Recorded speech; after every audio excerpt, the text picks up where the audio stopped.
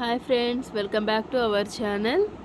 ఇవాళ నా weight loss జర్నీలో 15th డేకి వచ్చేసాను. అప్పుడే హాఫ్ మంత్ అయిపోయింది. అండ్ ఈరోజు డేట్ వచ్చేసి 18th సెప్టెంబర్ 2024. ఇక నా డైట్ విషయానికి వస్తే నేను చేసేది ఇంటర్మీడియట్ ఫాస్టింగ్. దీంట్లో కూడా ఒమాట్ చేస్తున్నాను 1 మీల్ పర్ డే. అంటే డే మొత్తం 23 అవర్స్ ఫాస్టింగ్ ఉండి 1 అవర్ ఈటింగ్ చేస్తాను. అది కూడా ఆఫ్టర్నూన్ 12:30 to 1:30 అయితే నా ఈటింగ్ విండో పెట్టుకున్నాను.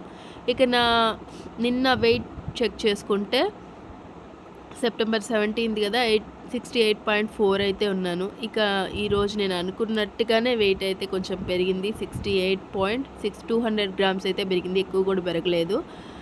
బట్ నాకు వెయిట్ అనేది ఆల్రెడీ గెస్ చేసుకున్నాను, పెద్ద ఇంపాక్ట్ చేయట్లేదు. ఎందుకంటే ఇంతకు ముందంతా నేను వెయిట్ చేసున్నాను, స్టాప్ చేస్తున్నాను కాబట్టి నాకు ఒక ఎక్స్పీరియన్స్ రావడం వల్ల నాకు నా మీద పెద్ద ఎఫెక్ట్ అయితే చూపించట్లేదు వెయిట్.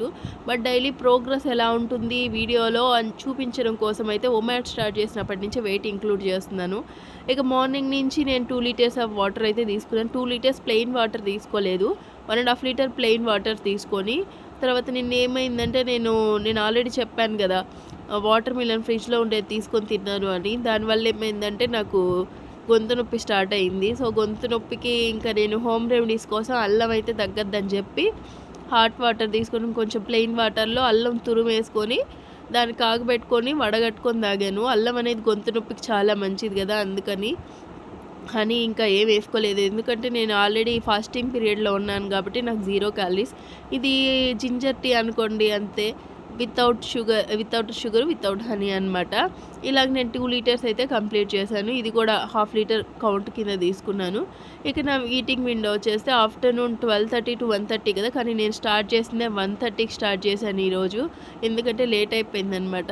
ఇక నా లంచ్లో నేనేం తీసుకున్నాను అంటే ఈరోజు నేను శనగలు తీసుకున్నాను, బాయిల్డ్ శనగలు. ఇవి ఆల్రెడీ నిన్న నానబెట్టుకున్నాను, ఆఫ్టర్నూన్కి ఉడకబెట్టుకొని కొన్ని సలాడ్ లాగా అన్ని వెజిటేబుల్స్ అవన్నీ వేసుకున్నాను అనమాట.